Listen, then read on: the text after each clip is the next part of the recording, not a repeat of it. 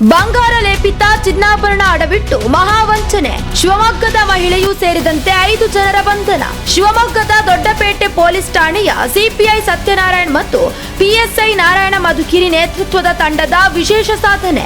ಶಿವಮೊಗ್ಗದ Punjab national bank ತೀರ್ಥಹಳ್ಳಿಯ ವರ್ತಕರ ಸೌಹಾರ್ದ ಸಂಘ, ಶಿವಮೊಗ್ಗ ಆಲ್ಕೋಳದ ಸಿರಿ ಸೌಹಾರ್ದ ಕ್ರೆಡಿಟ್ ಕೋ ಆಪರೇಟಿವ್ ಸಂಘ, ಶಿವಮೊಗ್ಗದ ಗೋಪಾಳದ DCC bank, Shivamogga sawar line ರಸ್ತೆಯ ಇಂಡಿಯನ್ ಓವರ್ಸೀಸ್ ಬ್ಯಾಂಕ್ ಮತ್ತು ಶಿವಮೊಗ್ಗದ ನೇತಾಜಿ ಸರ್ಕಲ್ನಲ್ಲಿ ಗುಲಾಬಿ ಜ್ಯುವೆಲರ್ ವರ್ಕ್ಸ್ನಲ್ಲಿ ನಕಲಿ ಬಂಗಾರ ಅಡವಿಟ್ಟು ಹಣ ಪಡೆದಿದ್ದ ವಂಚಕರು.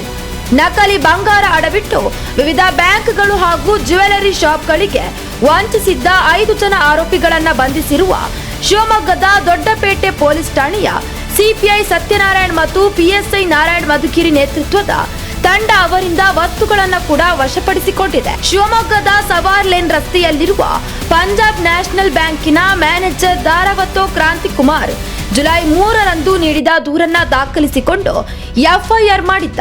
ದೊಡ್ಡಪೇಟೆ ಪೊಲೀಸರು ತೀವ್ರ ತನಿಖೆಯನ್ನು ನಡೆಸಿ 5 ಜನರನ್ನ ಬಂಧಿಸಿದ್ದಾರೆ. ಬಂಗಾರ ಲೇಪಿತ ನಕಲಿ ಬಂಗಾರದ ಆಭರಣಗಳನ್ನ ಗಿರವಿ ಇಟ್ಟು ಗೋಲ್ಡ್ ಲೋನ್ ಪಡೆಯುತ್ತಿದ್ದ ಆರೋಪಿಗಳು ಬಹಳಷ್ಟು ಬ್ಯಾಂಕ್ಗಳು ಹಾಗೂ ಜ್ಯುವೆಲರಿ ಶಾಪ್ಗಳನ್ನ ವಂಚಿಸಿದ್ದಾರೆ. ತೀರ್ಥಹಳ್ಳಿ ತಾಲೂಕಿನ ಬಿಳ್ಮನೆ ಅರೆಕಲ್ಲಿನ ವಾಸಿಯಾಗಿರುವ 39 ವರ್ಷದ ಲೋಕೇಶ್ ಬಿಜೆ, ಶಿವಮೊಗ್ಗ ಮಲವಗೊಪ್ಪದ ಎಚ್ ಸುಧಾ, ಪಂಜಾಬ್ ಬ್ಯಾಂಕಿನ ಗೋಲ್ಡ್ ಅಪ್ರೈಸರ್ ಎಸ್ವೈ ರವಿಶಂಕರ್, ತೀರ್ಥಹಳ್ಳಿ ತಾಲೂಕಿನ ಬಗ್ಗೋಡು ಗ್ರಾಮದ ರಾಹುಲ್ ಮತ್ತು ಶರತ್ ಕುಮಾರ್ರನ್ನ ಪೊಲೀಸರು ಬಂಧಿಸಿದ್ದಾರೆ.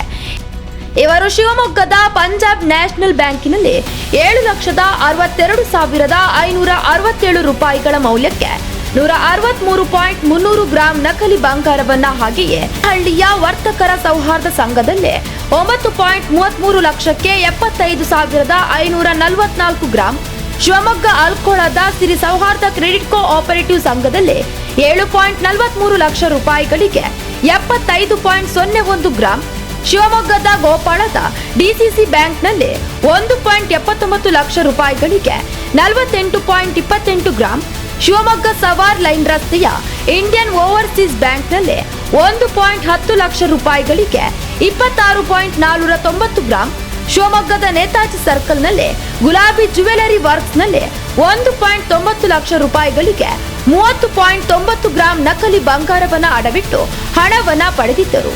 ಒಟ್ಟು 28,87,237 ರೂಪಾಯಿಗಳ 419.824 ಗ್ರಾಂ ನಕಲಿ ಬಂಗಾರವನ್ನ ವಶಕ್ಕೆ ಪಡೆದಿದ್ದಾರೆ.